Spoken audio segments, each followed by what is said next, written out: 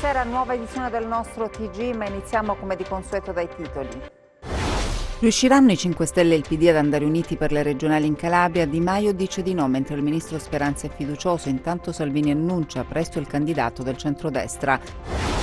Vistose crepe sono comparse sul ponte Ranceto a Catanzaro. Alcuni cittadini lo hanno segnalato alle autorità competenti. Oggi il sopralluogo.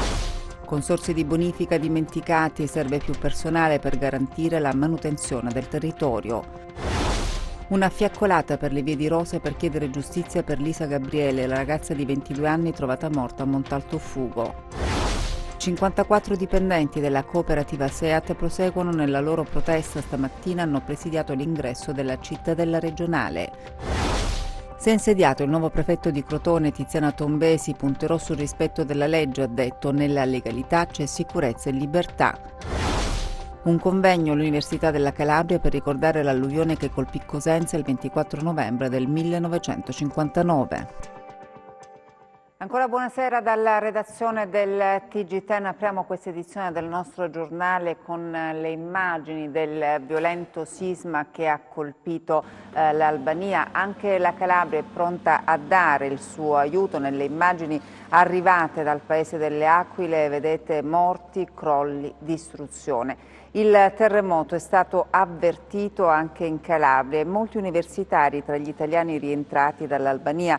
Il presidente della regione, Mario Oliverio, nel pomeriggio ha telefonato al presidente Meta per esprimere vicinanza e solidarietà al popolo albanese. C'è la piena disponibilità della Regione Calabria a fornire ogni genere di aiuto e di soccorso. Il Presidente della Repubblica di Albania ha ringraziato per la disponibilità e la vicinanza che la Calabria, così come il resto dell'Italia, stanno mostrando al popolo albanese in queste terribili ore di dolore.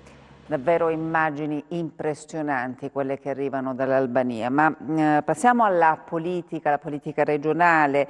Riusciranno i 5 Stelle e il PD ad andare uniti per le regionali in Calabria? Di Maio dice di no, mentre il ministro Speranza si dice fiducioso. Intanto Salvini annuncia presto il candidato del centrodestra. Un bel rompicapo capire cosa accadrà tra 5 Stelle e Partito Democratico. A Roma spingono per l'accordo, in Calabria frenano. Oggi Di Maio ha detto che non c'è nulla e che i pentastellati non possono sostenere il candidato di un partito, a meno che non si converga sui temi. Poche ore più tardi il ministro della Salute Speranza si è detto fiducioso, affermando che non si rassegna all'idea di affrontare le elezioni in Emilia e in Calabria divisi. Al momento sul tavolo delle proposte l'unica cosa certa è che il Movimento 5 Stelle è fermo sulla candidatura del professor Francesco Aiello. Di alternative non ce ne sono. Senza accordo il PD dovrà orientare la scelta su un altro candidato civico. Questa è l'intenzione dei vertici del partito calabrese. Intanto nel centrodestra Salvini fa sapere che presto si vedrà con Berlusconi, che si è ripreso, e con la Meloni, e indicheranno il candidato. Intanto la campagna elettorale di Carlo Tanzi e Giuseppe Nucera continua senza sosta, in attesa di potersi confrontare con gli altri competitors. Vistose crepe sono comparse sul ponte Ranceto a Catanzaro. Alcuni cittadini lo hanno segnalato alle autorità competenti. Oggi il sopralluogo. Questo è il cavalcavia che unisce i quartieri Fortuna e Ranceto sopra la zona Passo di Salto a Catanzaro. Alcuni cittadini allarmati hanno segnalato agli organi preposti la presenza di grosse crepe. Guardate queste lesioni, davvero impressionanti. Ci sono crepe importanti sui marciapiedi e sull'asfalto. Sul posto oggi sono intervenuti i vigili del fuoco, polizia, carabinieri, polizia municipale, oltre ai tecnici della provincia e del comune. Il viadotto passa anche sopra la linea ferrata. Tanta preoccupazione tra i cittadini che quotidianamente percorrono questa arteria, anche alla luce dei recenti crolli di ponti e strade verificatisi in Liguria e in altre zone d'Italia. Ma al momento la situazione del viadotto catanzarese non sarebbe allarmante. Questo almeno l'esito del sopralluogo effettuato dai tecnici.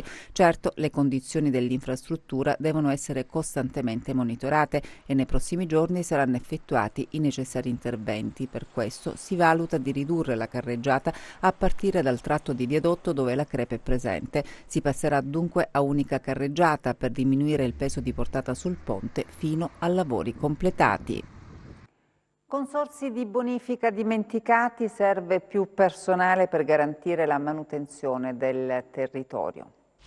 Il maltempo di questi giorni e le catastrofiche conseguenze un po' dappertutto, soprattutto in Calabria, rappresentano un'amara conferma di una realtà, un sistema inefficiente, tempi lunghi per l'approvazione dei progetti, complesse procedure di messa in gara dei lavori, mancato utilizzo di personale specializzato hanno impedito al nostro Paese di affrontare efficacemente il dissesto idrogeologico. È il caso, ad esempio, del personale del Consorzio di Bonifiche, ben 11 in tutta la Calabria, un patrimonio tecnico oltre che umano sottoutilizzato quando non addirittura ignorato, come evidenzia il presidente del Consorzio di Bonifica del Tirreno Vibonese. Con la nostra dotazione di mezzi e degli operai che abbiamo, facciamo la nostra parte e vorremmo fare molto di più e si potrebbe fare molto di più.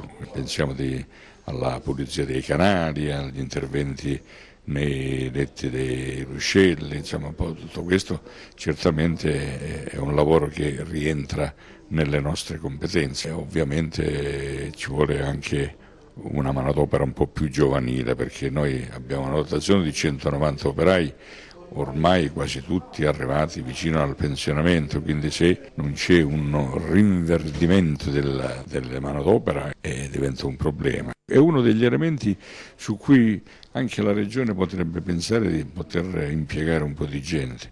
Vibo potrebbe tranquillamente avere un ulteriore carico di altri 200 operai perché ogni mese se ne va qualche operaio e non c'è il rinnovo perché bastava che chi andava per anzianità via venisse sostituito da un giovane e allora noi avremmo mano a mano rinnovato tutti i nostri dipendenti. Ovvio che a un operaio di 64-65 anni non gli puoi chiedere di andare in un fosso a lavorare perché molte attività si fanno manualmente, quindi diventa anche difficile, parecchi sono ormai con la 104, allora bisogna che ci sia questo rinnovo. Io mi auguro che il prossimo Presidente della Giunta regionale voglia guardare con più attenzione a questo settore e spero anche che i sindacati soprattutto facciano un po' meno politica e più attività sindacali e cerchino in qualche modo di cercare di ripristinare questa mancanza di manodopera e questa sostituzione obbligatoria a cui c'è necessità, c'è bisogno.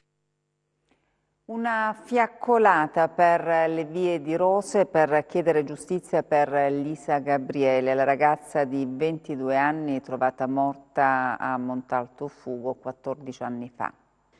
Lisa era una ragazza molto bella, coetanea dei miei figli, la conoscevo bene pertanto, sempre sorridente, solare, forse troppo giovane per capire che frequentava un mondo che non era adatto a lei e che l'ha voluta sopraffare. Rose ricorda Lisa Gabriele con una fiaccolata organizzata da associazioni cittadine, amministrazione comunale, amici e parenti per chiedere giustizia e verità. Lisa all'epoca dei fatti aveva solo 22 anni, quel lontano gennaio 2005 quando fu trovata priva di vita, un cold case, e a distanza di 14 anni le indagini sono state riaperte dopo l'arrivo in procura di una lettera anonima con particolari inquietanti che svelano in retroscena il presunto autore dell'omicidio. Rose vuole camminare insieme lungo la strada della non violenza e della verità, in memoria di Lisa Gabriele, che dopo quasi 15 anni dal delitto avvenuto il 9 gennaio del 2005 ancora non ha avuto giustizia. Come ben sappiamo, si sono riaperte le indagini e il suo corpo è stato riesumato alla ricerca di nuove tracce che possano portare gli inquirenti a decodificare questo rebus che ruota attorno alla morte di questa giovane 22enne, allora era 22enne. Chiedono che non vengano spenti i riflettori su questo omicidio rimasto impunito per anni i cittadini di Rose che con la candela in mano hanno percorso le strade del paese alle porte di Cosenza per chiedere giustizia per Lisa e per tante donne che perdono la vita per un amore malato. Se pretende amore o sesso quando tu non vuoi, se ti intimidisce, se ti fa del male fisico, se ti spinge e schiaffeggia, se ti chiude in una stanza, se ti offende, se ti umilia, se minaccia te e i tuoi figli, se ti chiede l'ultimo appuntamento, se ti prende a calci, ti tira i pugni e ti strappa i capelli, se ti telefona di continuo per insultarti, se minaccia la tua libertà, anche economica, questo non è amore. Da Cosenza a Catanzaro la protesta dei 54 lavoratori della cooperativa SEAT che dal 1° dicembre rischiano di essere licenziati, annunciano sarà mobilitazione a oltranza. Vi chiediamo scusa per il disservizio che vi stiamo creando, ma siamo 54 famiglie che stanno perdendo il posto di lavoro dopo 20 anni. Vi prego, aiutateci a modo vostro, fate quello che potete, andate a reclamare in direzione, aiutateci, vi chiediamo scusa ma siamo disperati. Il megafono amplifica la protesta nel CUP dell'Annunziata di Cosenza dei 54 dipendenti della cooperativa SEAT, lavoratori che oggi protestano a Catanzaro nel piazzale della cittadella regionale, lavoratori per i quali è cominciato il conto alla rovescia, -5 giorni al 1° dicembre, data temuta, terribile per le famiglie in quanto sinonimo di disoccupazione. Nella città capoluogo denunciano la loro fragile posizione. Il nostro contratto è scaduto a febbraio 2019. Noi siamo da 9 mesi in proroga, ma i nostri dirigenti ad oggi non hanno avviato alcuna procedura di gara.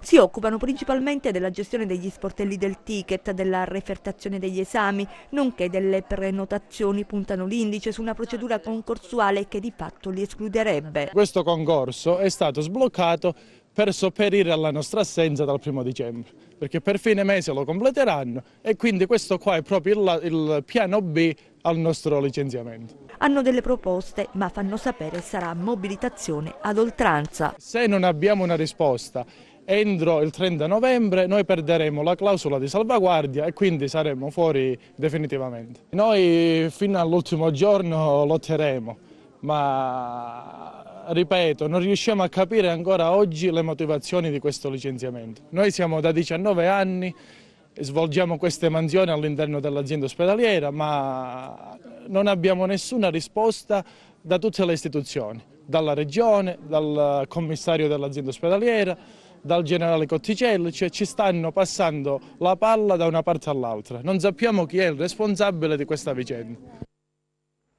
Si è insediato il nuovo prefetto di Crotone, Tiziana Tombesi. Punterò sul rispetto della legge, ha detto, nella legalità c'è sicurezza e libertà. Tiziana Tombesi, 63 anni, il prossimo 4 dicembre è il nuovo prefetto di Crotone. Marchigiana, una lunga carriera a Macerata dove ha ottenuto numerosi riconoscimenti per il lavoro svolto durante il terremoto, per la gestione delle delicate fasi del sisma. L'incontro con i giornalisti nel Palazzo di Governo in cui ha sottolineato i valori su cui fonderà la sua azione, quelli cioè di un profondo senso delle norme. Nella legalità, dice in conferenza stampa, c'è sicurezza e libertà. Come si applica tutto questo ad una realtà di frontiera caratterizzata dall'azione della criminalità organizzata, quale è quella della provincia pitagorica? Io penso che i cittadini che svolgono onestamente la loro attività quotidiana devono fare uno scatto di consapevolezza, che molto dipende da noi. Non possiamo aspettare che cali dall'alto un principio teorico che così possiamo anche non recepire. Dobbiamo riuscire a capire che se lo vogliamo possiamo riuscirci. Un convegno all'Università della Calabria per ricordare l'alluvione che colpì Cosenza il 24 novembre del 1959. Una sera di 60 anni fa che i cosentini non hanno dimenticato e che molto probabilmente ha cambiato la storia della città. L'alluvione del 1959 è uno di quegli eventi drammatici che segnano una popolazione e ripercuotono i propri effetti per decenni. Una tragedia sfiorata perché non causò vittime, ma anche annunciata, visto che al di là della violenza e delle precipitazioni, fu l'incuria la causa scatenante lo straripamento del Crati. Quel giorno fu un giorno che venne a seguito di tanti giorni di piogge molto intense, che avevano saturato completamente tutti i territori, e piovve sia sul bacino del Crati sia su quello del Busento. Furono giorni di fortissima pioggia. Il fatto particolare fu però che il ponte della Massa venne ostruito da un insieme di tronchi d'albero portati in sospensione, flottanti, che costituirono una vera e propria diga.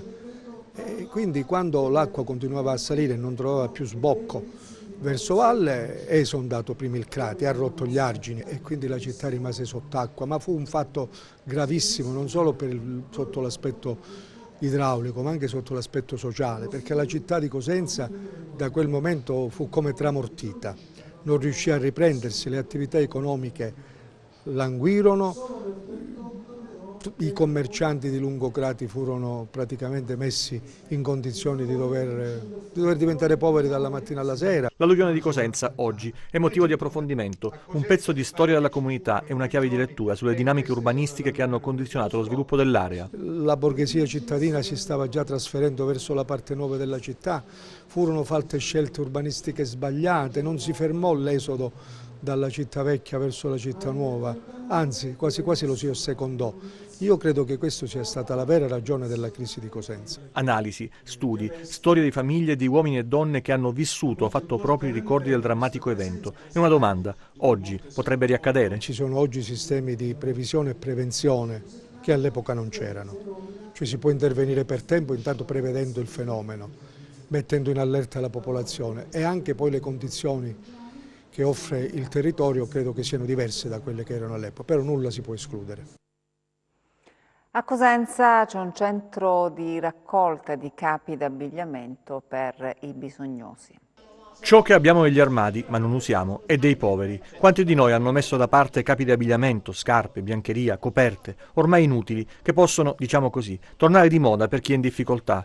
Da una costola alla Casa di San Francesco nasce il centro di raccolta, situato in via Francesco Principe, 2 sportelli e ampi spazi dedicati al guardaroba, per raccogliere capi e indumenti da distribuire ai bisognosi. Se probabilmente nei nostri armadi troppi capi affollano e quasi rendono impossibile anche il contenimento, dall'altra parte c'è chi è privo anche del necessario per vestirsi e per coprirsi, soprattutto in prossimità della stagione invernale che ormai è alle porte. Continueremo a ritirare tutti i capi di guardaroba maschile e femminile per bambino, quindi dal capospalla ai capi intimi, alle scarpe, quindi alle calzature, effetti di corredo sia per il bagno sia effetti letterecci, quindi lenzuola, certamente coperte. Insieme a questo continueremo anche la raccolta, e lo faremo sempre all'interno di questo centro, di farmaci non scaduti. La povertà avanza e cambia. Questa struttura, come le altre presenti in città, aiuterà i tanti che si trovano a gestire situazioni e periodi della propria vita delicati. Abbiamo pensato non soltanto alla presenza dei poveri, stranieri, migranti o comunque persone che hanno in qualche modo un'esperienza di povertà quasi storica, ma abbiamo pensato soprattutto alle tante famiglie che si ritrovano a gestire anche il fenomeno della povertà in maniera improvvisa e anche con grande smarrimento e disorientamento rispetto ai luoghi da frequentare per poter continuare anche a conservare dei livelli minimi di sopravvivenza. Il cibo è cultura, storia, civiltà e scienze. Intorno ai sistemi alimentari i popoli hanno realizzato comunità, tramandato usanze che hanno sedimentato tradizioni e cultura. Così l'esperto di enogastronomia Rosario Branda, delegato di Cosenza dell'Accademia Italiana della Cucina, introducendo i lavori del convegno Il gusto della cultura, ospitato presso l'Istituto di Istruzione Superiore Mancini Tommasi di Cosenza nell'ambito della settimana della cucina italiana nel mondo. E proprio per promuovere il valore del cibo e della cucina dei territori, patrimonio inestimabile ed espressione autentica di identità, l'Accademia Italiana della Cucina ne ha discusso in un partecipato convegno che ha registrato tra gli altri la partecipazione del prefetto Paola Galleone e di tanti ospiti. Parliamo adesso dell'iniziativa che si svolgerà a Cosenza da martedì 3 dicembre fino al 7 dal titolo Musica contro le mafie. 5 giorni di incontri, concerti, workshop con ospiti autorevoli. La 5 giorni di musica contro le mafie è il momento conclusivo che noi facciamo ogni anno di tutte le attività che la nostra associazione, che si chiama appunto Musica contro le mafie, che fa parte della rete di Libera, fa per tutto l'anno sull'educazione nelle scuole, educazione diciamo, civile, formazione civile, attraverso la pedagogia antimafia, che poi è quello che utilizziamo con Libera, perché con i ragazzi, con le attività che svolgiamo con i ragazzi. Riteniamo che la musica sia da sempre, è sempre stata uno degli strumenti più potenti che esistano per comunicare. E l'obiettivo di questa manifestazione è proprio quello di unire approfondimento, quindi attività di approfondimento con incontri, panel, con giornalisti, con testimoni di giustizia, con familiari di vittime di mafia che possono anche portare avanti e tramandare la memoria dei loro cari, uniti a quello che è poi qualcosa che attrae i più giovani e i ragazzi, che è la musica, ma soprattutto gli artisti del momento, i loro artisti preferiti. Ci saranno tanti ospiti importanti, mi viene in mente Fiammetta Borsellino, anche Filippo Roma delle Iene, ma insomma in tanti parteciperanno a questa 5 giorni. Sì, tantissimi, Lirio Abbate, ci sarà Antonio Nicaso che farà una lezione La mafia spiegata ai ragazzi, che riprende il titolo proprio da un suo libro. Ci saranno Gaetano Pecoraro e Nello Scavo che parleranno di ONG, di migranti, cercando di far capire ai ragazzi cosa accade in questo momento nel Mediterraneo. Ci sarà Don Luigi Ciotti che il 7 dicembre sarà con noi, anche perché Don Luigi Ciotti è il nostro presidente onorario, oltre che il presidente di Libera. Quindi l'obiettivo è proprio questo qua, creare 5 giorni di eventi quasi H24, perché iniziamo alle 8 del mattino e finiamo la sera alle tardi, intorno alle 10. Verranno scuole da tutta Italia, la scuola più lontana che ci sarà quest'anno viene da Ventimiglia, quindi se Cosenza con un'attività del genere attrae una scuola che viene dalla Liguria vuol dire che probabilmente possiamo diventare, è una città che può diventare in un certo senso teatro di un'attività legata all'antimafia sociale. E adesso le previsioni del tempo.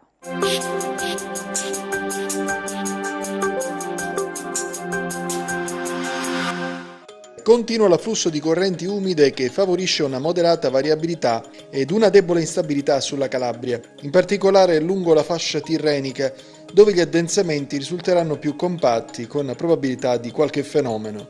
Domani nuvolosità sparsa sui versanti tirrenici con possibili deboli piogge, altrove generalmente poco nuvoloso senza fenomeni di rilievo. Temperature stazionarie. Passiamo ai mari e ai venti. Domani mosso il Mar Tirreno con venti di direzione occidentale, poco mosso il Mar Ionio con venti che spireranno di direzione meridionale. Per essere sempre aggiornati sull'evoluzione delle condizioni meteo vi rimando al sito www.meteoincalabria.com e alla nostra pagina Facebook Meteo in Calabria. Ed è tutto, grazie per l'attenzione e buon proseguimento di serata.